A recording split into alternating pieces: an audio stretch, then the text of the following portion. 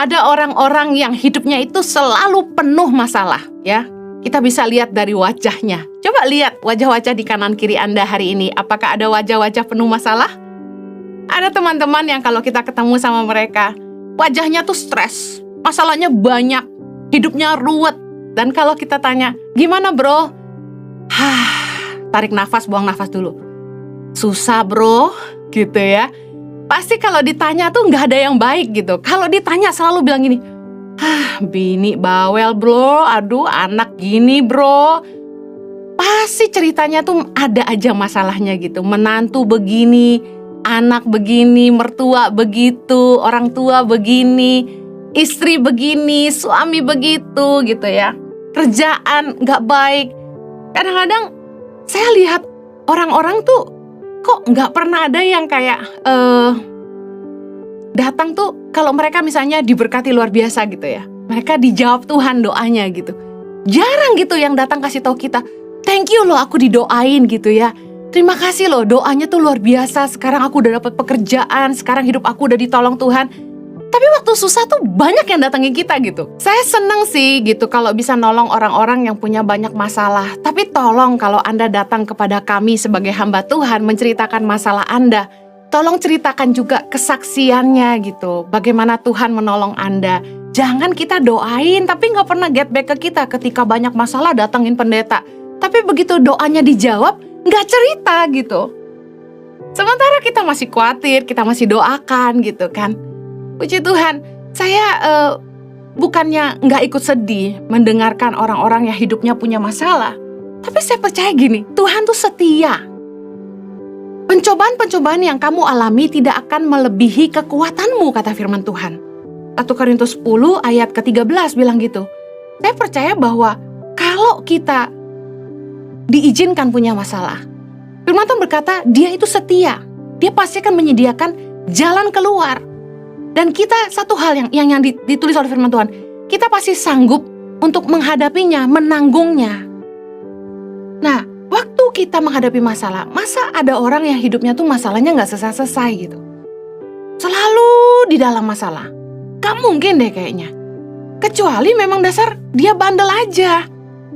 Makanya udah ditolong Tuhan, dia masalah lagi. Ditolong Tuhan, masalah lagi. Ya karena gak berubah. Ada orang-orang yang sukanya tuh memang cari masalah. Malah hobinya bikin masalah.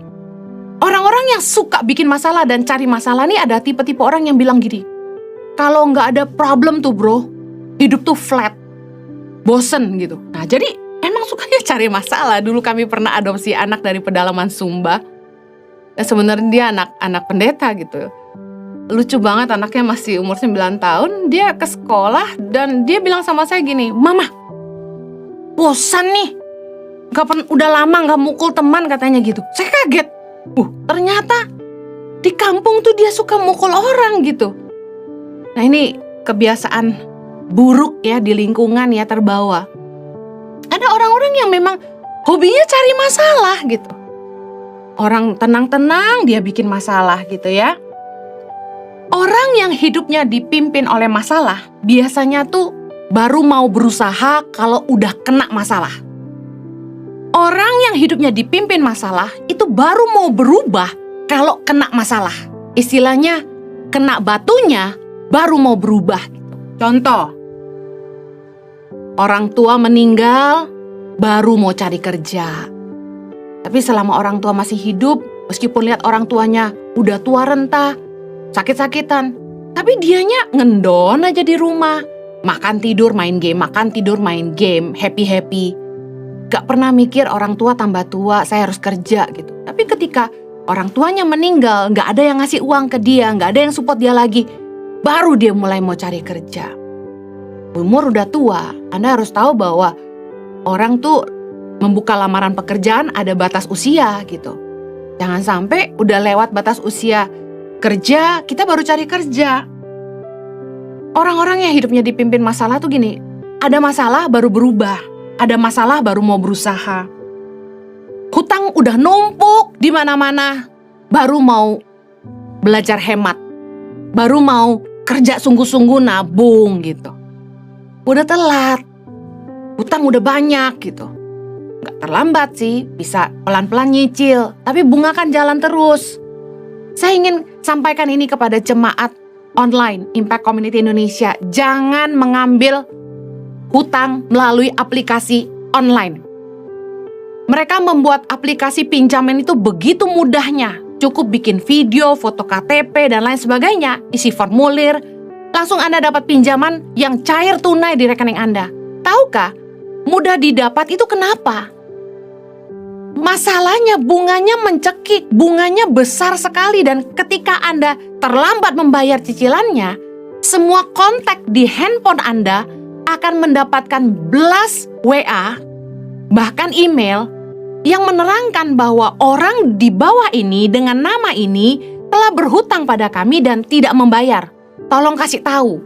Dikasih lihat fotonya, dikasih lihat bukti video rekamannya ketika dia meminjam online. Pinjaman online ini sudah menjerat begitu banyak orang-orang. Jangan sampai meminjam dari online. Semakin mudah makin bahaya. Jangan terjerumus masalah. Istilah kena batunya baru mau berubah. Rumah tangga baik-baik, cari masalah, telepon pacar lama. Istri minta cerai, kabur dari rumah, baru kaget dan tanya, aduh kenapa dia kabur ya? Baru konseling sama pendeta.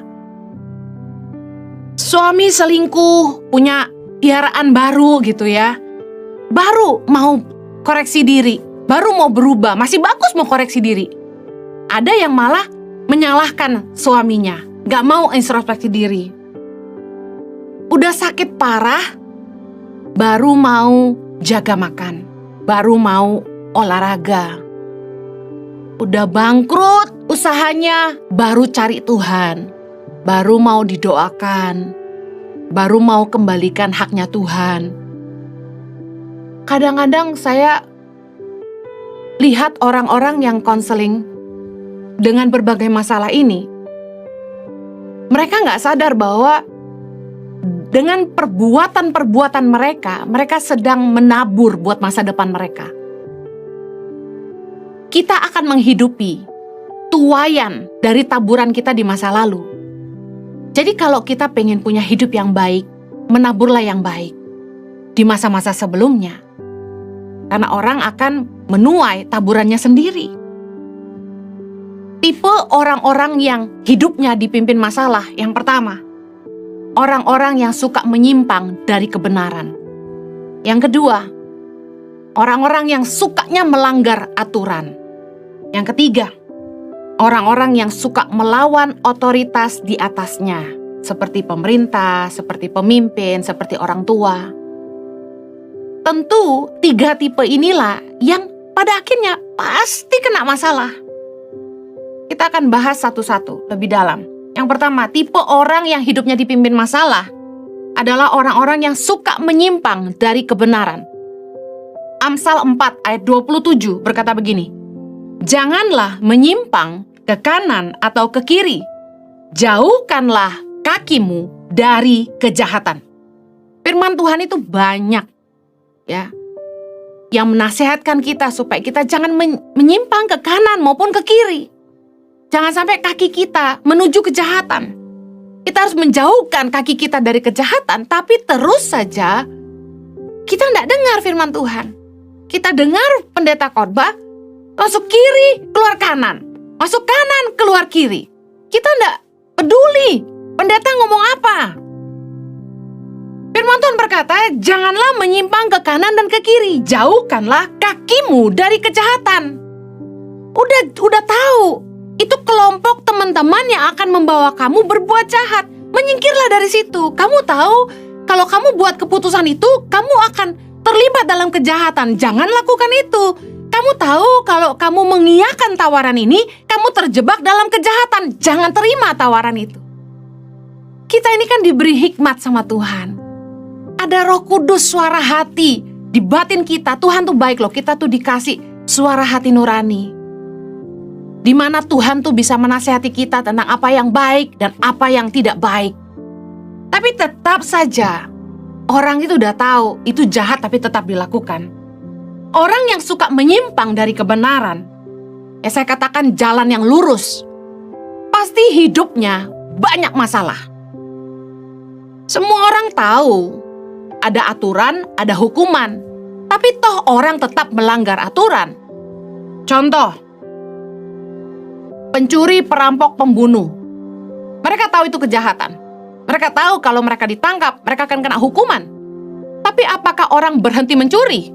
Apakah orang berhenti merampok? Apakah orang berhenti membunuh? Tidak. Bagaimana Tuhan tuh tidak berduka melihat kelakuan umat manusia? Kita seringkali lihat peraturan, tapi kita malah langgar. Itu namanya cari masalah. Menyimpang dari kebenaran. Amsal 21 ayat 8 berkata gini, berliku-liku jalan si penipu, tetapi orang yang jujur lurus perbuatannya. Penipu itu kan licik. Harus mikirin strategi A, B, C, D untuk menipu seseorang.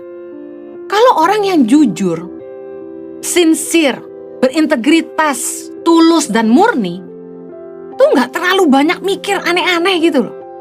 Yang benar yang dilakukan, udah lurus saja. Hosea 14 ayat 10. Siapa yang bijaksana, biarlah ia memahami semuanya ini. Siapa yang paham, biarlah ia mengetahuinya. Sebab jalan-jalan Tuhan adalah lurus, dan orang benar menempuhnya. Tetapi pemberontak tergelincir di situ. Kita tahu bahwa jalan Tuhan tuh lurus. Tuhan tuh mau kita jalan yang baik. Udahlah, hidup baik-baik. Tapi beberapa orang merasa gini, bosen lah jadi orang baik. Nipu-nipu dikit lah. Pengen kaya mah gak bisa. Gak harus jujur gitu. Amsal 22 ayat 8 bilang gini, orang yang menabur kecurangan akan menuai bencana. Janganlah curang-curang sama orang. Kita akan menuai taburan kita. Ayub 4 ayat 8. Yang telah kulihat ialah bahwa orang yang membajak kejahatan dan menabur kesusahan, ia menuainya juga. Kita yang menggali lubang, kita yang akan masuk ke dalamnya. Hati-hati. Jangan membajak kejahatan, jangan menabur kesusahan, jangan bikin susah orang. Satu hari nanti kita yang dibikin susah sama orang lain. Dan jangan cari masalah, udah jangan menyimpang dari kebenaran. Yang sudah dibebaskan dari dosa, ingat Yesus sudah mati buat dosa-dosa kita. Jangan kembali lagi ke dalamnya. Cari masalah kalau menyimpang dari kebenaran. 2 Petrus 2 ayat 20. Sebab jika mereka oleh pengenalan mereka akan Tuhan dan Juru Selamat kita, Yesus Kristus, telah melepaskan diri dari kecemaran-kecemaran dunia, tetapi terlibat lagi di dalamnya, maka akhirnya keadaan mereka lebih buruk daripada yang semula. Karena itu, bagi mereka adalah lebih baik jika mereka tidak pernah mengenal jalan kebenaran daripada mengenalnya, tetapi kemudian berbalik dari perintah kudus yang disampaikan kepada mereka. Bagi mereka cocok apa yang dikatakan peribahasa yang benar ini. Anjing kembali lagi ke muntahnya, dan babi yang mandi kembali lagi ke kubangannya. Jangan menyimpang dari kebenaran. Kalau kita sudah diselamatkan sama Tuhan, kita sudah dijamah sama Roh Kudus, kita sudah lahir baru, jangan lagi masuk ke dalam lumpur dosa. Kita diumpamakan seperti anjing yang kembali ke muntah dan babi yang kembali ke kubangannya. Kita mengotorkan diri kita sendiri. Apa akibatnya? Galatia 6 ayat 8. Sebab barang siapa menabur dalam dagingnya, ia akan menuai kebinasaan dari dagingnya. Tetapi barang siapa menabur dalam roh, ia akan menuai hidup yang kekal dari roh itu. Makanya udahlah, hidup tuh jangan neko-neko. Ambil jalan yang lurus. Hiduplah dalam kebenaran, supaya masalah nggak datang. Orang-orang yang hidupnya dipimpin masalah itu adalah orang-orang yang sukanya menyimpang dari kebenaran. Yang kedua, tipe orang-orang yang hidupnya dipimpin masalah adalah orang-orang yang suka melanggar aturan. Roma 13 ayat 1. Tiap-tiap orang harus takluk kepada pemerintah yang di atasnya. Sebab tidak ada pemerintah yang tidak berasal dari Allah. Dan pemerintah-pemerintah yang ada ditetapkan oleh Allah. Sebab itu, barang siapa melawan pemerintah, ia melawan ketetapan Allah, dan siapa yang melakukannya akan mendatangkan hukuman atas dirinya. Cari masalah toh? Ayat ketiga, sebab jika seorang berbuat baik, ia tidak usah takut kepada pemerintah, hanya jika ia berbuat jahat. Maukah kamu hidup tanpa takut terhadap pemerintah? Perbuatlah apa yang baik, dan kamu akan beroleh pujian daripadanya. Ayat 4, karena pemerintah adalah hamba Allah untuk kebaikanmu. Tetapi jika engkau berbuat jahat, takutlah akan dia, karena tidak percuma pemerintah menyandang pedang. Pemerintah adalah hamba Allah untuk membalaskan murka Allah atas mereka yang berbuat jahat. Ayat 5, sebab itu perlu kita menaklukkan diri bukan saja oleh karena kemurkaan Allah, tetapi juga oleh karena suara hati kita. Tahukah Anda, peraturan itu dibuat untuk keselamatan kita dan untuk kenyamanan bersama. Bayangkan dunia ini kalau tanpa aturan. Ada aturan saja, orang masih sembarangan. Bagaimana kalau nggak ada aturan? Pemerintah menetapkan peraturan lalu lintas itu untuk menjaga keselamatan kita. Tetapi tetap saja orang melanggarnya. Contoh, peraturan untuk memakai helm. Sebenarnya helm itu kenapa sih diwajibkan? Karena helm itu didesain khusus supaya melindungi kepala kita. Organ kepala kita ini kalau sampai jatuh, kelempar dari motor, itu bahaya sekali. Bisa pendarahan hebat dan maaf, bisa mati di tempat. Saya dulu waktu SD, kehilangan teman sekelas yang meninggal karena kendaraan bermotor. Dia dibonceng dan ketika tabrakan yang membonceng patah tulang, dianya terlempar dari motor, langsung mati di tempat. Kami saat itu kelas 5 SD, saya masih ingat sekali.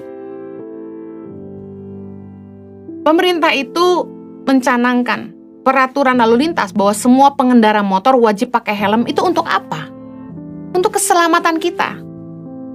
Kalau Anda negatif, Anda bilang gini, ya karena polisi mau cari duit. Enggak. Peraturan dibuat untuk keselamatan kita. Peraturan dibuat untuk kenyamanan bersama. Bayangkan kalau nggak ada aturan, motor mau masuk dari jalur yang berlawanan arah, apa nggak merepotkan? Tapi sampai sekarang masih aja orang buat kan. Kemarin kami mengendarai mobil, tiba-tiba ada orang naik motor boncengan sama istrinya bawa baby. Dua-dua nggak pakai helm. Saya bingung gitu. Helm itu didesain melindungi batok kepala kita yang fragile ini. Tapi nggak mau pakai, padahal untuk keselamatannya sendiri. Udah tahu kalau melanggar lalu lintas itu pasti didenda, tapi orang tetap nggak mau pakai helm. Padahal itu untuk keselamatan dirinya sendiri, bayangin aja. Peraturan tentang batasan kecepatan kendaraan. Sekarang banyak di tol-tol ya, cuma 80 kilo per jam. Nah itu bagus gitu. Bayangkan, kenapa peraturan itu dibuat? Karena angka kematian, angka kecelakaan itu tinggi. Angka kematian di jalan tol itu sampai mengenaskan gitu loh. Kita baca di koran gitu ya, artis ini meninggal karena kecelakaan dan lain sebagainya. Kesalahan sedikit aja di jalan raya itu fatal kalau kita sampai ngebut lalu kita ngantuk. Peraturan itu dibuat untuk supaya kita tuh hati-hati dan menjaga keselamatan diri kita sendiri. Tapi kenapa coba kecelakaan lalu lintas kerap kali terjadi? Orang tahu ada aturan, kalau dilanggar ada hukuman, ada denda. Tapi tetap saja orang melanggar aturan, padahal mereka tahu itu untuk keselamatan sendiri. Bayangkan. Itu yang dinamakan orang bebal. Orang yang bebal tuh gini. Orang tuh kan kalau berbuat salah pasti takut. Makanya mereka kalau yang naik motor nggak pakai helm, itu mereka ngumpet-ngumpet. Motornya tuh mepet-mepet ke mobil gitu ya. Karena ketika kita berbuat salah, sebenarnya kita takut. Tahukah Anda rasa takut itu dari Tuhan? Orang takut tapi tetap buat salah. Saya kasih tahu ya, kenapa Tuhan mengizinkan ada rasa takut di jiwa kita. Tujuannya supaya kita tuh tidak membahayakan diri kita sendiri. Rasa takut diciptakan supaya kita tidak membahayakan diri kita sendiri. Bayangkan kalau misalnya orang gak punya rasa takut, mereka pergi ke pinggir jurang, mereka lemparkan tubuh mereka begitu saja. Mereka mencelakai diri sendiri. Tapi ada orang yang ketika mendekati tepi jurang, mereka merasa takut karena takut ketinggian. Baik juga sih fobia itu. Karena dengan demikian mereka hati-hati, mereka mundur. Karena bisa aja mereka terpeleset atau tidak sengaja temannya mendorong, mereka jatuh dan mereka celaka. Rasa takut itu dibuat supaya kita lebih hati-hati dan supaya kita tidak membahayakan diri kita sendiri. Saya percaya kalau orang tuh nggak buat salah, mereka nggak akan takut sama pemerintah. Sebenarnya orang-orang yang selalu dapat masalah ini karena mereka nggak mau ikut aturan. Emang sukanya, hobinya breaking the law. Ada orang yang bilang gini, I'm born to break the law. Apaan itu? Enggak. Kalau Anda dewasa, Anda berhikmat, Anda bijaksana, Anda tahu bahwa peraturan dibuat untuk keselamatan Anda. Dibuat untuk kenyamanan bersama. Saya sangat bersyukur adanya aturan. Bayangkan kalau di tempat perusahaan nggak ada aturan. Staf kerja seenak-enaknya. Ada aturan aja, staf masih kerja seenaknya. Gimana nggak ada aturan coba? Yang ketiga, tipe orang-orang yang hidupnya dipimpin masalah adalah orang-orang yang suka melawan otoritas di atasnya. Tadi kita udah bahas kepada pemerintah, kemudian kepada Allah. Nah, yang ini saya mau bahas tentang suka melawan otoritas di atasnya, yaitu pemimpin dan orang tua. Orang yang hidupnya dipimpin oleh masalah itu biasanya tipe pembangkang, sulit diatur, tidak mau mengikuti perintah, not following order and rules. Nggak mau ikut aturan. Kita akan bahas tentang tidak taat pada pemimpin. Ibrani 13 ayat 17. Taatilah pemimpin-pemimpinmu dan tunduklah kepada mereka, sebab mereka berjaga-jaga atas jiwamu sebagai orang-orang yang harus bertanggung jawab atasnya. Dengan jalan itu, mereka akan melakukannya dengan gembira, bukan dengan keluh kesah, sebab hal itu tidak akan membawa keuntungan bagimu. Pimpin orang yang nggak taat, not following order itu capeknya luar biasa, melelahkan, kadang-kadang sampai habis kata-kata, bikin kita hilang damai sejahtera karena marah. Perusahaan udah bikin SOP, Standard Operational Procedure, tapi masih aja dilanggar. Aturan baku sudah dibuat, sudah diberitahu berulang-ulang, sudah dinasehati. Tapi begitu atasan lengah, bawahan mulai bikin masalah. Biasanya gini, orang-orang yang nggak mau taat sama pemimpin itu sukanya mendiskon kerja keras. Ya, begitu pemimpin nggak ada, mulai males-malesan dia, mulai main HP. Bentar-bentar ngopi, ngobrol sama teman-teman kerja, padahal kerjaannya nggak selesai. Kerjanya nggak maksimal. Ngabis-ngabisin waktu aja di kantor buat main, nonton YouTube, ngecek sosial media gitu. Baca-baca website. Kalau belajar sih masih berguna. Main itu yang bikin keterlaluan. Nyuri-nyuri waktu kerja. Kalau atasan nggak ada, nggak masuk. Masuk terlambat, masuk siang, pulang setengah hari. Bahkan sering gak masuk kantor kalau atasan gak ada ya. Gak jadi contoh buat bawahan yang lain, teman-teman yang lain. Mulai menurunkan standar kualitas kerjanya. Heran orang tuh ada yang memang susah taat. Dikasih tahu berulang-ulang. Mau-maunya sendiri. Susah ngikutin aturan gitu. Moody. Tapi Anda nggak bisa jadi berkat. Anda akan terus dapat masalah. pemimpinmu akan marah. Orang yang cari masalah tuh ya yang gini-gini nih. Pembangkang, susah diatur, gak taat sama pemimpin. Makanya firman Tuhan bilang gini, taatlah pada pemimpin, tunduk pada mereka, karena mereka berjaga-jaga atas jiwamu. Sebagai orang-orang yang bertanggung jawab atasnya. Dengan jalan itu mereka melakukannya dengan gembira, bukan dengan keluh kesah. Gimana gak dengan keluh kesah? Capek ngurusin orang-orang yang gak nurut. Contoh deh, saya ini termasuk orang yang sangat care ya sama orang-orang yang kerja sama saya gitu. Tanya saya bilang, ayo jangan suka begadang, nanti kamu sakit. Tapi misalnya mereka senangnya begadang, makan sembarangan. Nanti kalau udah sakit yang repot siapa? Yang repot kita gitu.